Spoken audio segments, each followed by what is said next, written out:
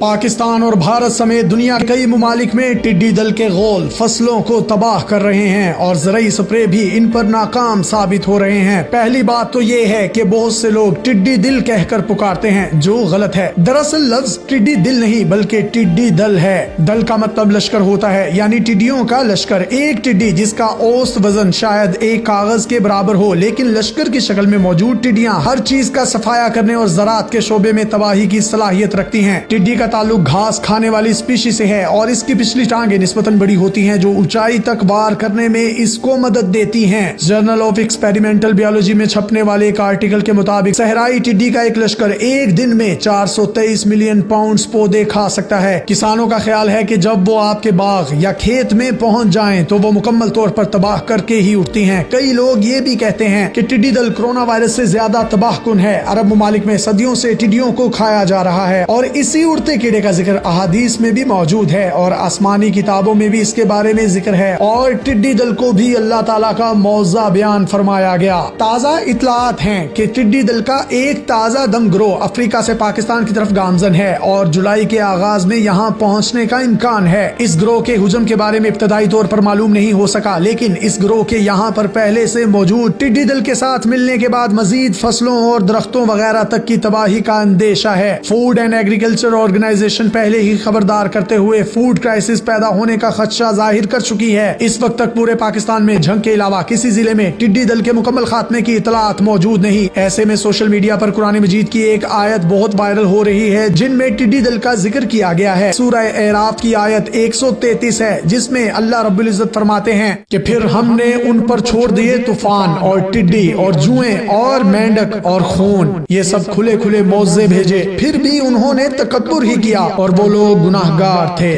यहाँ हम अपने नाजरीन को ये बता दें कि सूरह एराफ में फिरौन पर अजाब का तज़किरा किया गया है। मज़कूरा सूरत की 133वीं आयत की तफसीर में मौलाना शब्बीर अहमद उस्मानी ने अपनी तफसीर उस्मानी में ये रिवायत नकल की है। हजरत सईद बिन जुबैर से मनकूल है कि जब फिरौन ने मूसा अलैहिस्सलाम के इस मुतालबे, जिसमें उन्होंने बनी इसराइल की आज़ादी का कहा था, कबूल न किया तो हक ताला ने बारिश का तूफान भेजा, जिससे खेतों की तबाही का अंदेशा पैदा हो गया। आखिर उन्होंने घबरा कर मूसा अलैहिस्सलाम से दरखास्त की कि तुम अपने खुदा से कहकर ये तूफान दूर करवा दो, तो हम बनी इसराइल को आजादी देकर तुम्हारे साथ रवाना कर देंगे। मूसा अलैहिस्सलाम की दुआ से बारिश बंद हो गई और बजाय नुकसान के पैदावार बहुत कसरत से हुई। फिरौन के लोग अजाब से बेफिक्र होकर अपने अहद पर कायम न रहे। तब अल्लाह ताला ने तैयार खेतों पर टिड्डी दल भेज दिया, जिसे देखकर फिरौन की कौम फिर घबराई कि ये नई आफत कहाँ से आ गई। फिर मूसा अलैहिस्सलाम से दरखास्त की और पुख्ता वादे किए कि अगर ये अजाब टल गया तो हम जरूर बनी इसराइल को आजाद कर देंगे। जब ये अजाब भी उठा लिया गया तो फिर मुतमईन हो गए और सब वादे फरामोश कर दिए। आखिर जिस वक्त गल्ला उठाकर मकानों में भर लिया तो खुदा के हुक्म से गल्ले में घुन लग गया। फिर मूसा अलैहिस्सलाम से दुआ करवाई और बड़े पक्के अहदो पिमा किए, लेकिन जहाँ वो हालत खत्म हुई, बदस्तूर साबिक सरकशी और बदअहदी करने लगे, तो खुदा ने उनका खाना और पीना बेलुत्फ कर दिया। मेंढक इस कदर पैदा कर दिए गए कि हर खाने और बर्तन में मेंढक नजर आता था। जब बोलने या खाने के लिए मुंह खोलते, मेंढक छलांग लगाकर मुंह में पहुंच जाता था। और वैसे भी इस जानवर की कसरत ने रहना मुश्किल कर दिया। इधर पीने के लिए जो पानी लेना चाहते थे, वही खुदा के हुक्म से बर्तन में पहुंचकर खून बन जाता था। गर्ज खाने पीने तक से आजिज हो रहे थे, लेकिन इस पर भी उनकी शेखी बरकरार थी।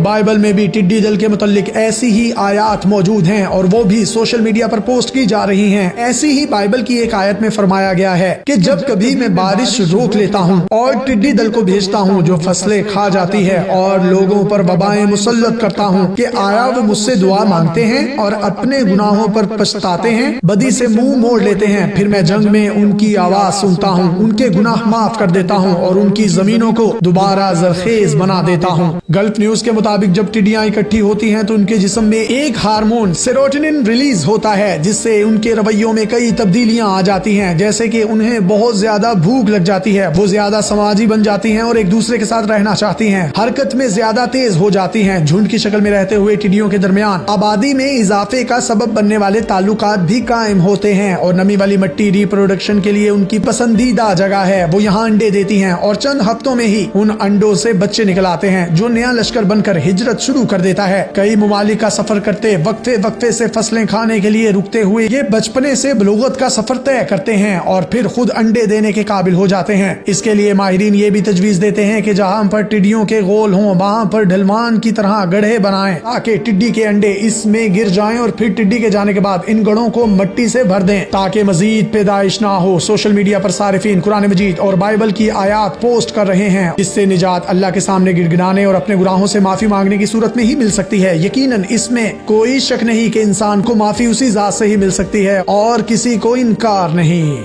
मजीद इस तरह की वीडियोस हासिल करने के लिए आप हमारा पेज डेली पाकिस्तान भी लाइक कीजिए। अपने मेजबान यासिर शामी को इजाजत दीजिए। अल्लाह हाफिज।